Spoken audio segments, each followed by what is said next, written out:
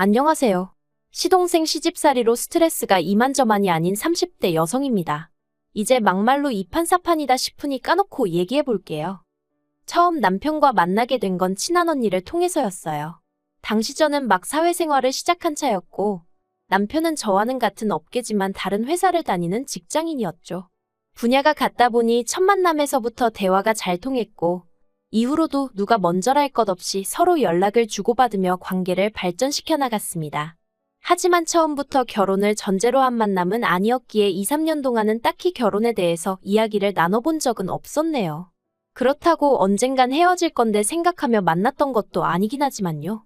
한편 그런 와중에 아버님이 교통사고를 당하시면서 3개월 동안 병원 신세를 지셨거든요. 그리고 그때 남편이 아무래도 여러 가지로 생각이 많아졌던 모양이에요. 모르긴 몰라도 자기가 장남이기도 하고 그러니 시부모님께 결혼해서 애 낳고 잘 사는 모습을 보여드리고 싶었던 건 아니었나 싶기도 하고요.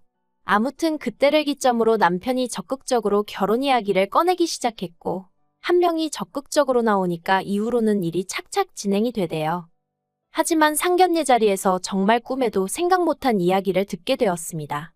처음에 남편과의 결혼을 허락받기 위해 시댁에 인사를 드리러 갔을 때도 그런 말씀은 전혀 없으셨는데, 갑자기 저희가 결혼을 하더라도 당신들은 한 푼도 보태주실 수 없다고 하셨거든요. 친정부모님도 저도 몹시 당황스러웠죠. 그런데 더 당황스러웠던 건 심지어 남편도 처음 듣는다는 얼굴로 아버님 어머님을 바라보더라는 거예요.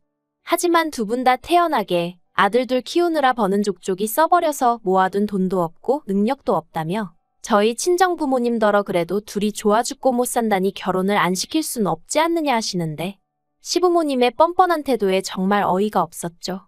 그래서 제가 친정부모님더러 그냥 집에 가자고 했어요. 남편에게는 시부모님하고 이게 어떻게 된 일인지 얘기를 잘 해보라 했고요. 그렇게 식당에서 나와 친정부모님 두 분 다 무슨 저런 사람들이 있냐시며 저를 위로하셨지만, 솔직히 당시 저는 슬프기보단 화가 났습니다. 도대체 저랑 저희 부모님을 어떻게 보고 저런 식으로 말씀을 하시는 건지 어이가 없었죠. 정말 열불이 나서 손발이 부들거리고 가슴이 벌렁거리더라니까요. 그런데 그때 뒤에서 남편이 다급하게 제 이름을 부르며 쫓아왔어요. 그러자 친정부모님이 일단 그래도 얘기는 해보라며 자리를 비켜주셨고, 그렇게 저랑 남편이 대화를 나누게 되었습니다. 그리고 남편은 하늘의 맹세코 자기 부모님이 저렇게 나오실 줄 몰랐다면서 자기도 너무 황당하고 매우 실망했다고, 이참에 부모님과 단판을 지을 거라나요. 그리고는 정말 염치가 없지만 그래도 자기한테 한 번 기회를 줄 수 없겠냐고 묻는 거예요. 시부모님과는 별개로 자기 한 사람만 봐줄 수는 없겠냐면서 자기가 평생 저한테 잘하고 살겠다고요. 하지만 그땐 솔직히 이성적인 판단이 불가능했어요. 아무리 남편이 좋은 사람이라지만 시부모님하고 막말로 평생 안 보고 살 수 있는 것도 아닌데 떼어놓고 생각을 한다는 게 쉽진 않았죠. 그리고 결혼은 어쨌든 현실이라는 주변의 얘기처럼 도움을 받기는커녕 이러다 도움을 드리며 살아야 하는 건 아닐지 걱정도 되었고요. 아무튼 제가 이렇게 추려쓰곤 있지만 둘이서 3시간 넘게 대화를 주고받았고, 결국엔 남편을 한번 믿어보기로 했어요.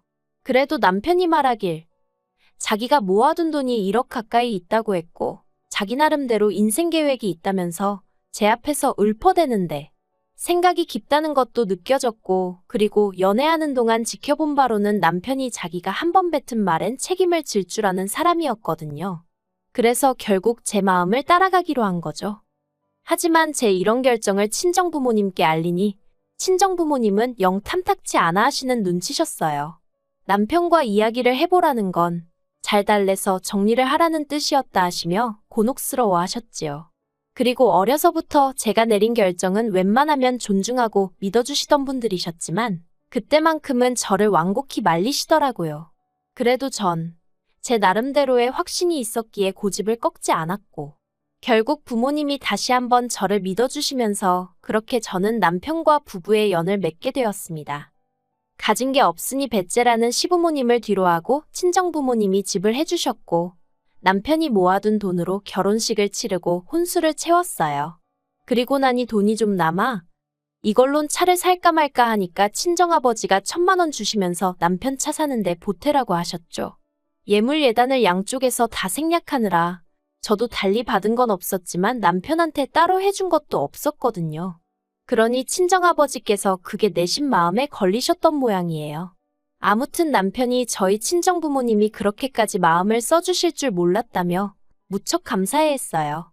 어떻게 표현해야 하나 싶은데 전 제 결혼 생활이 이 정도면 충분히 이상적이라고 생각했고 그래서 이제 저희 결혼 생활에는 소위 꽃길만 있을 줄 알았어요. 그런데 생각지도 못한 곳에 지뢰밭이 있었으니 바로 남편의 하나뿐인 형제, 시동생이 문제였네요. 사실 시동생이 처음부터 눈엣 가시긴 했어요. 나이는 남편보다 2살 어리고 저랑은 동갑이었는데 엄연히 따지면 제가 손이잖아요. 그런데 지가 모나 되는 거 마냥 어찌나 나서는지 꼴같잖더라고요. 처음에 시댁에 인사를 드리러 갔을 때도 어머님 아버님이 뭐라 말씀도 하시기 전에 저희 집 종교가 뭔지 제사는 지내는지 그런 걸 묻더니 자기네는 사촌들하고도 사이가 다 좋아서 가족 간의 화합이 중요하다 어쩌다 하는데 전 속으로 너나 잘하세요 그러고 있었네요. 그러면서 1년에 제사가 5번 있는데 절대로 빠지면 안 된다는 둥, 그리고 미리 말해두는데 제사 음식은 정성이 들어가야 한다는 둥. 그러니까 남편이 시동생더러 원래 음식은 정성이라지만 너는 뭐 먹을 줄밖에 더 아냐고 무안을 주대요? 하지만 그 소리를 듣고 시동생이 기껏 한다는 말이 우리 집안 여자로서 어떻게 해야 할지 미리 귀뜸을 해주는 거라나 어쩐다나. 어이가 없었죠. 하지만 솔직히 그때는 처음 시댁에 인사를 드리러 간 날이라 긴장을 많이 했기도 해서 시동생의 말 같지 않은 소리에 하나하나 대꾸해줄 여유가 없었죠. 아무튼 식을 올리고 나서 보니까 제사가 무슨 5번이에요. 7번이나 있더라고요. 그런데 문제는 이 제사를 지내기 위해서는 여자들끼리 1차로 시댁에 모여서 음식을 하고 느지막이 남자들이 오면 그제서야 다 같이 시골로 이동을 하는 굉장히 비효율적인 방식이었어요. 게다가 거의 이틀에 가까운 시간을 할애해야 했는데 저는 남편과 마찬가지로 회사를 다니고 있었으니 도무지 그럴 만한 시간이 없었죠. 그래서 남편에게 내가 꼭 가야 하냐니까 안 가도 된답니다. 본가에는 자기가 얘기할 테니 걱정하지 말라면서 말이죠. 그래서 명절의 제사에는 참석하지 않았어요. 대신 어머님 계좌로 제사가 있을 때마다 30만 원씩 보내드렸습니다. 충분했을지 어땠을진 모르지만 제 나름대로 죄송한 마음을 담아 보낸 거였죠. 그리고 다행히 어머님도 그에 대해서 별 말씀 없으셨고요.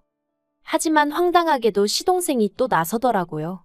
그날도 저는 회사에 있었는데 시동생 번호로 전화가 걸려오길래 이걸 받아마라 하다가 그래도 혹시 어머님 아버님한테 무슨 일이라도 생겨서 한 전화일지도 모른다는 생각에 그냥 받았더니만 대뜸 형수 또 안 와? 이러는 겁니다.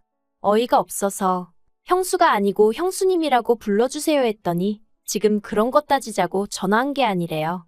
그래놓고는 기껏 한다 소리가 홍씨 집안 맏며느리 자리에 들어와서는 매번 시어머니 혼자 음식을 하게 하냐면서 저더러 시어머니를 무시하는 거냐고 친척들 사이에서 어머님 체면이 뭐가 되겠냐입니다. 그래서 제가 그런 걸로 어머님을 무시하는 분이 계시다면 그분이 이상하신 거 아니냐고 받아쳤어요. 그랬더니 잠깐 말이 없더니 저더러 시댁 어른들 욕하는 거냐고 큰 소리를 내대요.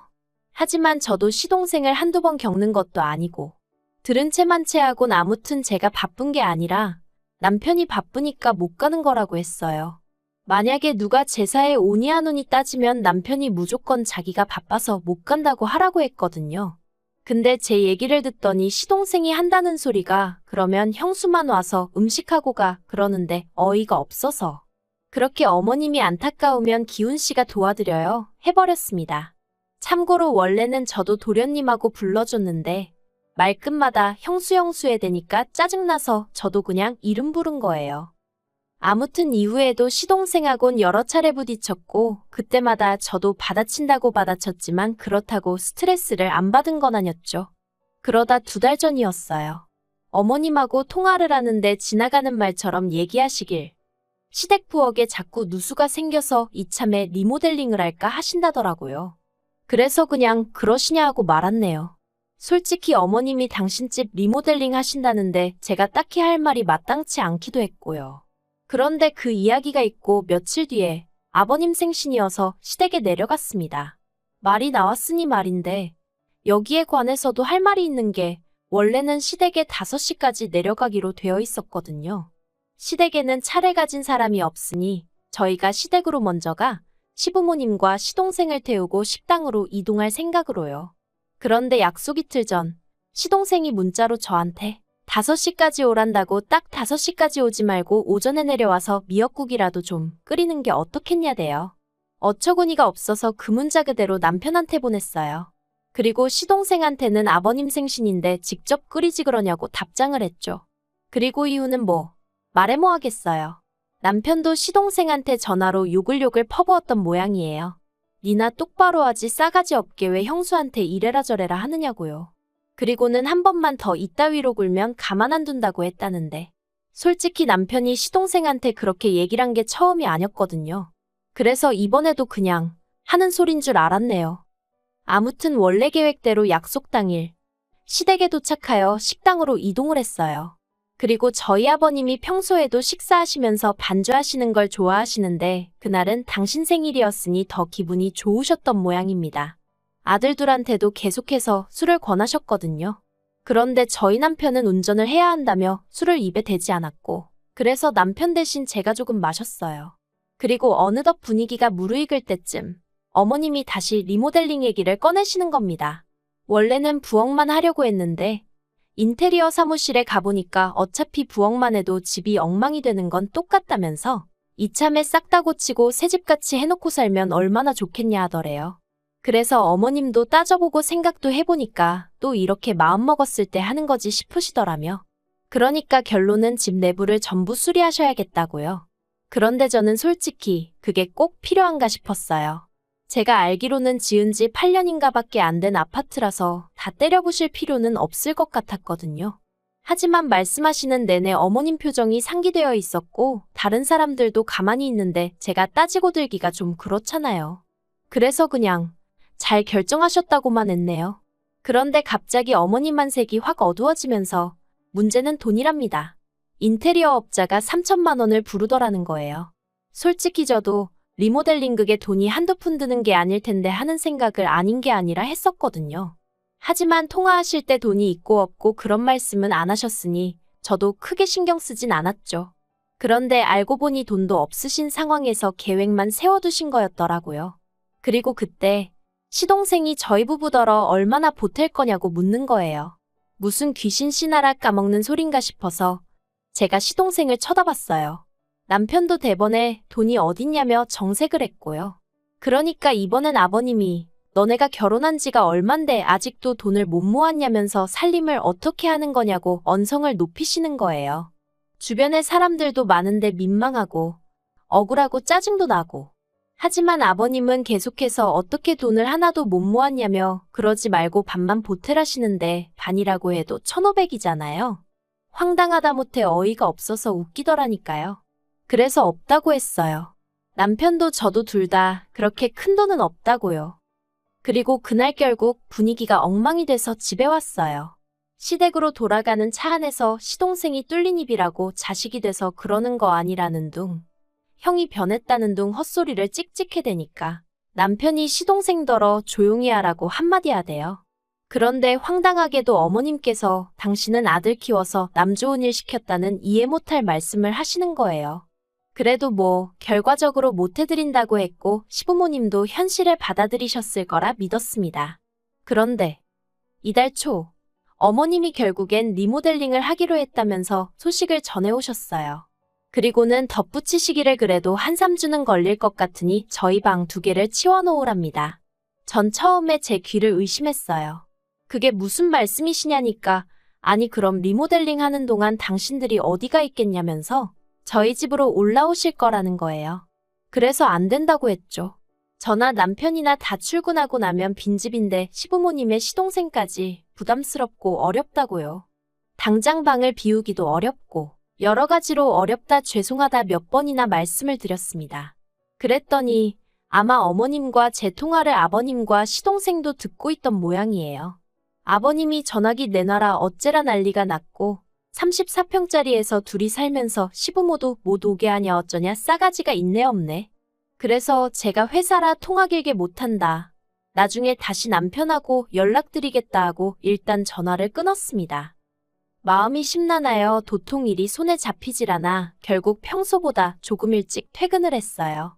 그리고 남편에게 전화하여 이런 일이 있었다 하니 자기도 바로 집으로 오겠다대요. 그리곤 얼마 안 있다 저더러 바로 지금 시댁에 가자더니 진짜 시댁으로 향했습니다. 시부모님께선 저희가 평일 저녁에 그렇게 올 거라곤 생각지 못하셨겠죠. 꽤 당황하신 얼굴로 저희를 맞으셨거든요. 그리고 밉상 시동생도 집에 있었어요. 아무튼 좋은 일로 찾아간 게 아니었던 만큼 바로 본론으로 들어갔습니다. 남편이 어머님 아버님 떨어 도대체 무슨 얘기냐고, 리모델링은 뭐고 우리 집엔 왜 오신다는 거냐 하니까 그러면 집안을 다 뒤집어 엎는다는데 여기서 우리 셋이 어떻게 지내냐며 어머님 아버님 시동생 할 것 없이 다들 난리더라고요. 그러자 남편도 그러니까 대책도 없이 일단 리모델링부터 하겠다 하고 통보를 해오면 어떡하냐면서 화를 내대요. 그런데 그때 시동생이 한다는 말이 남편더러 너무한다면서 부모님을 무시해도 정도가 있는 거 아니냐고.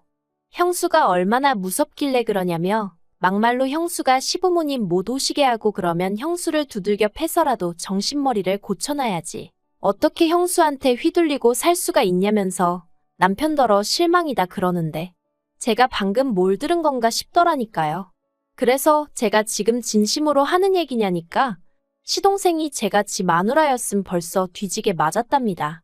그런데 그 순간 저보다 남편이 먼저 주먹을 날려 시동생 얼굴을 정통으로 갈겼어요. 보자 하니까 못하는 말이 없다면서. 남편한테 한 대 맞고 나가떨어진 시동생은 쌍코피가 났고 어머님 아버님은 형이 돼서는 동생을 이렇게 패냐고 고함을 치셨습니다. 그리고는 어머님은 대뜸 해준 거 없다고 시부모 괄시하는 거 알면서도 당신이 아무 말 안 했지만 저 때문에 형제간이 이렇게 된 건 못 참는다며 저더러 남편하고 이혼하랍니다. 그러자 이번에도 남편이 저보다 한 발 빨리 어머님께 그런 말씀 다신 하지 마시라고 지금 제가 누구 덕에 이렇게 해놓고 사는 줄 모르시냐고 악을 쓰더니 시동생을 가리키며 저 자식 때문에라도 당분간 여긴 안 오겠다고 딱 선을 긋더라고요. 그리고는 시동생더러 너는 사람 구실 좀 하고 살으라고 나이 처먹고 부모님한테 빌붙어 사는 버러지 같은 자식이라고 욕을 하더니 한 번만 더 내 와이프한테 말 그따위로 했다간 쌍코피가 아니라 아주 묵사발을 만들어주겠다고 하대요. 그리고는 뭐 뒤도 안 돌아보고 저더러 집에 가자 하대요. 솔직히 올라오는 차 안에서 좀 전에 있었던 일을 곱씹어보니 통쾌하기도 하고 동시에 씁쓸하기도 하고 그냥 제가 마음을 좀 넓게 쓴다 생각하고 올라와 계시라고 할 걸 그랬나 하는 쓸데없는 죄책감도 들고 기분이 좋기만 한 건 아니었네요.